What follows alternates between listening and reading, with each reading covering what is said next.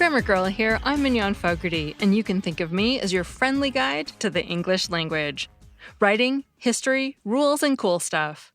Today, I have an especially grammar-filled show for you about how English is evolving to make certain kinds of sentences more acceptable. It's a little more complicated than most of my shows, but I hope you'll think it's worth it. Before we get to that part, though, if you want to escape from your daily life with a great story, check out the podcast LeVar Burton Reads. Every week, legendary storyteller LeVar Burton narrates fantasy, mystery, and sci-fi stories from famous authors like Octavia Butler, Neil Gaiman, and Ray Bradbury. You'll recognize his voice from the Reading Rainbow or Star Trek, and the stories are so immersive your daily life will seem light years away. Find new episodes of LeVar Burton Reads every Tuesday on Apple Podcasts, Stitcher, or wherever you like to listen. And now, on to the funny thing about verbs such as nab and witness. A listener named Daphne sent us this sentence from an online news story about package thieves. Noel Riviera gets a notification on his phone anytime someone comes to his front door.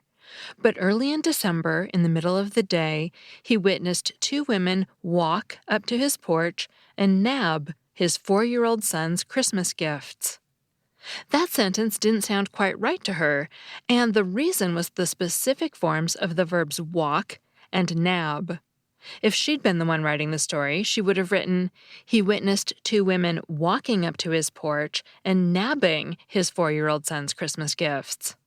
She says she's been hearing short forms of verbs often lately and wonders what's happening.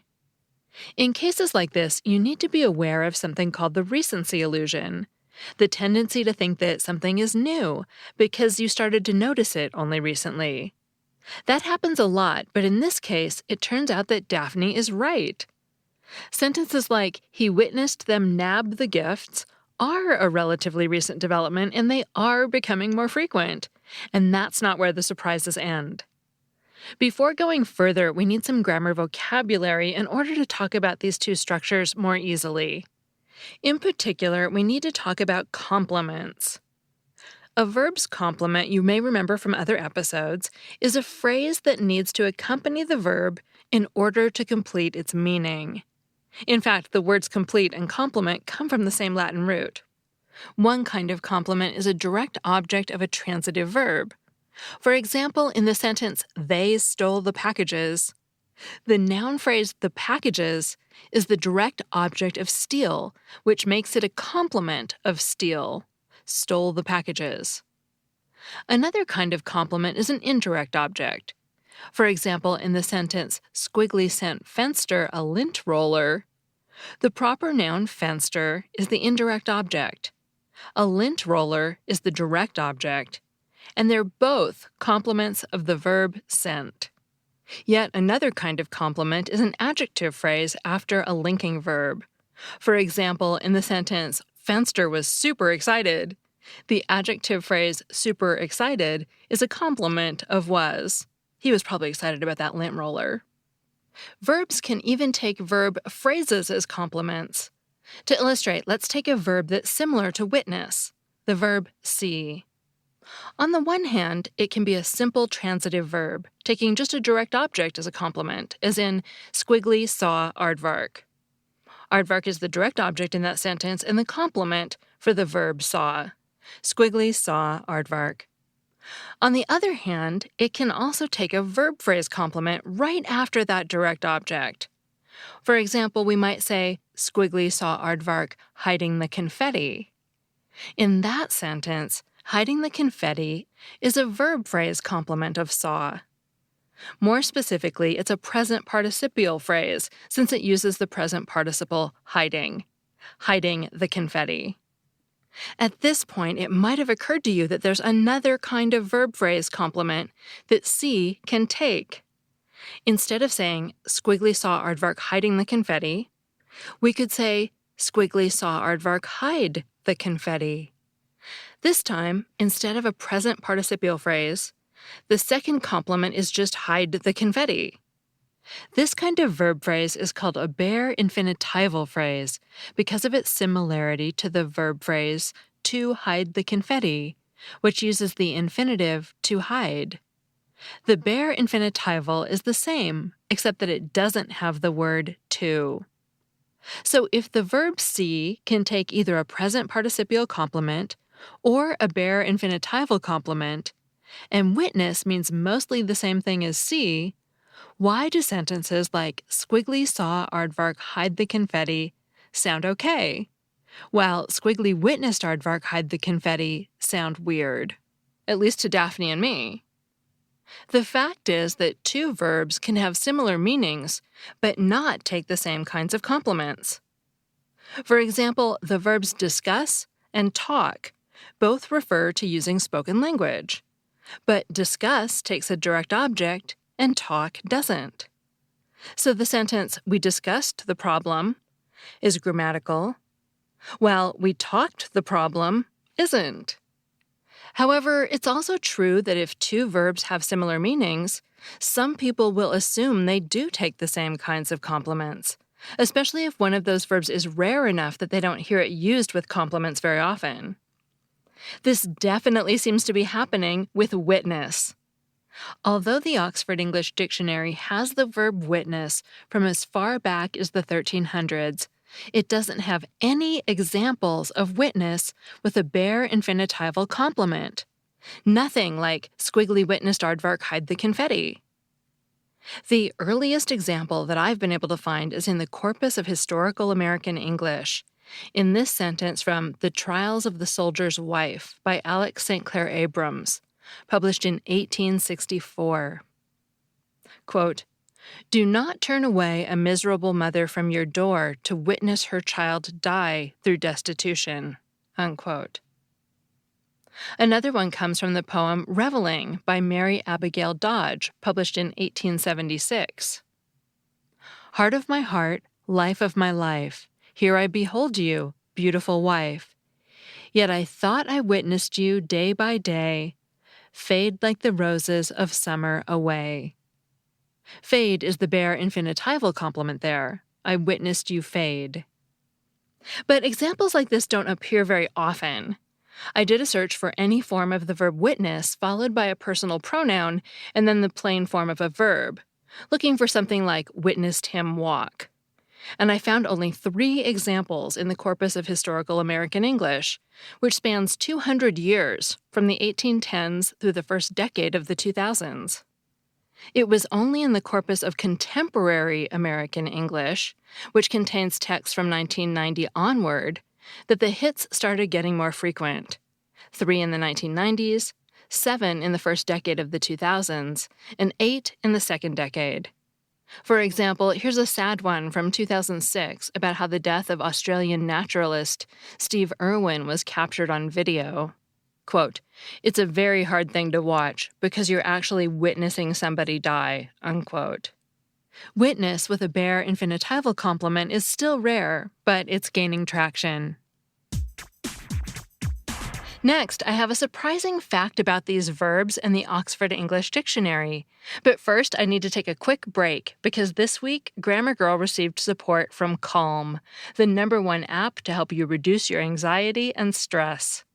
Everyone experiences stress, and it can affect your energy and quality of sleep. That's why more than 40 million people around the world are using Calm to overcome stress and sleep better. And now at my special link, you can get 25% off a Calm premium subscription.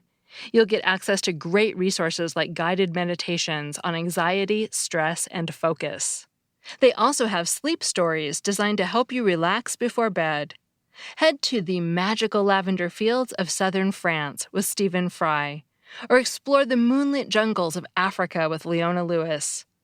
I get stressed out by what feels like a million different things, but the guided meditation and breathing exercises really do help me calm down and relax. And right now, you, my Grammar Girl listeners, can get 25% off a Calm premium subscription at calm.com/grammar. That's CALM.com/grammar.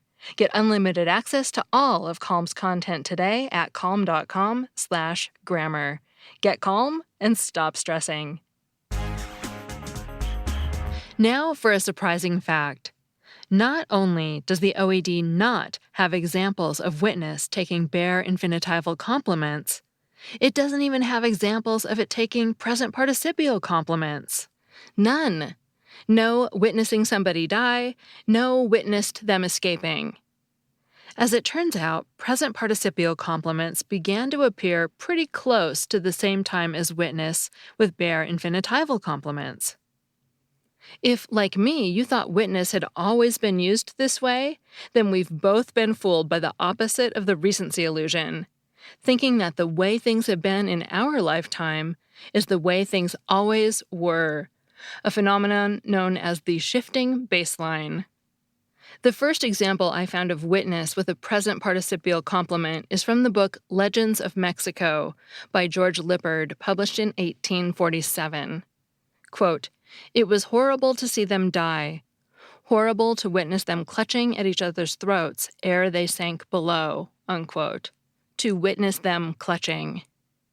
Examples like this one with a present participial complement show a similar pattern to what we find with examples such as "I witnessed you fade away" with a bare infinitival complement. They're rare in the corpus of historical American English, but become steadily more frequent in the corpus of contemporary American English. I found 6 examples from the 1990s, 16 from the first decade of the 2000s, and 21 from the second decade, which isn't even over yet. Witness with a present participial complement is definitely preferred over witness with a bare infinitival, but that's not how it used to be. So how was witness used before people began to use it with verb phrase complements? They used it as a simple transitive verb, but with a twist. To see what it was, here are the top 10 most common nouns used as direct objects for witness in the corpus of historical American English. Scene, ceremony, performance, spectacle, death, effect, event, change, triumph, and departure. Notice that most of these nouns are related to verbs, such as perform, die, affect, and depart. Furthermore, the ones that aren't related to a verb still refer to events: ceremony, spectacle, event. Even the word scene refers to events in the examples I found, such as, this was the first time he had witnessed a scene of Moorish warfare. At this point, I want to share an unsettling realization I came to while researching this topic. Although I agreed with Daphne that the sentence, "He witnessed 2 women walk up to his porch and nab his 4-year-old son's Christmas gifts," sounded odd, it gradually dawned on me that replacing walk with walking and nab with nabbing didn't make it sound much better. For some reason, something about "he witnessed 2 women walking up to his porch and nabbing his 4-year-old son's Christmas gifts" still didn't sit right. This was especially puzzling when I found a sentence in the corpus of historical American English where witness takes no fewer than 4 participial phrases as complements, and it sounded fine. It's from Ray Bradbury's short story Golden Apples of the Sun, published in 1953. Quote, "Upon the big rock she witnessed him dancing, up and down, naked as the day of his birth, stomping, bare feet, smacking his hands on knees, and sucking in and out his white stomach like blowing and deflating a circus balloon," unquote. The thing that makes these 2 examples different is that in the Bradbury example, all the witnessed actions are happening at the same time: dancing, stomping, smacking his hands, sucking in his stomach. In contrast, in the package stealing example, the walking happens first, followed by the nabbing of the gifts. Why should this make a difference? To find out, let's take our examples with C. If I say, Squiggly saw Aardvark hiding the confetti, that means that at some point, Squiggly saw Aardvark, and at that point, Aardvark was up to no good, hiding the confetti that made such a mess later.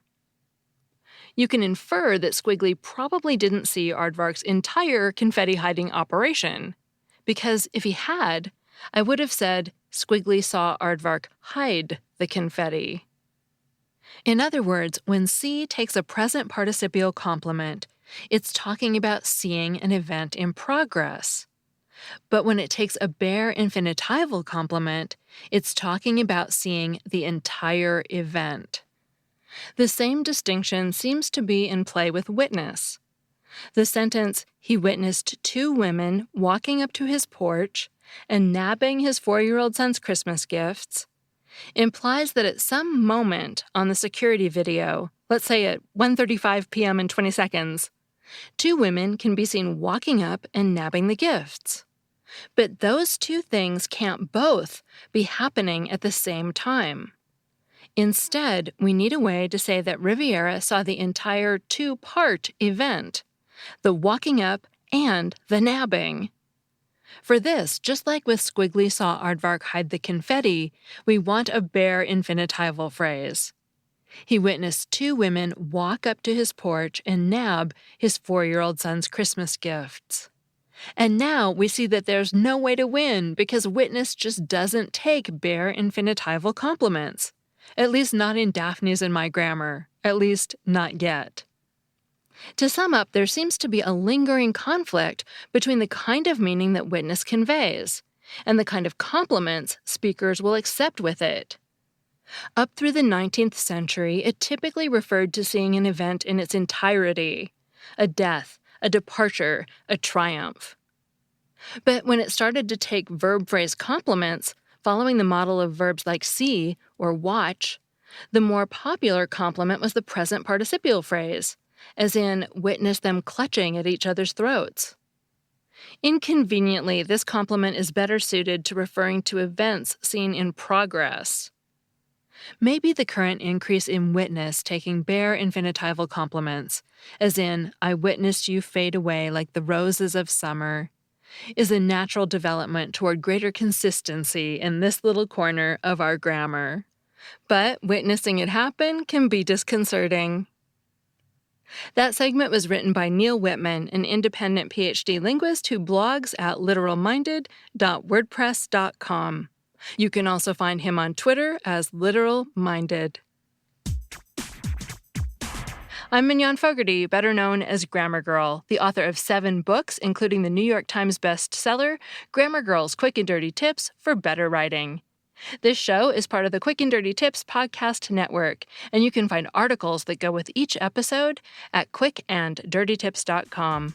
That's all. Thanks for listening.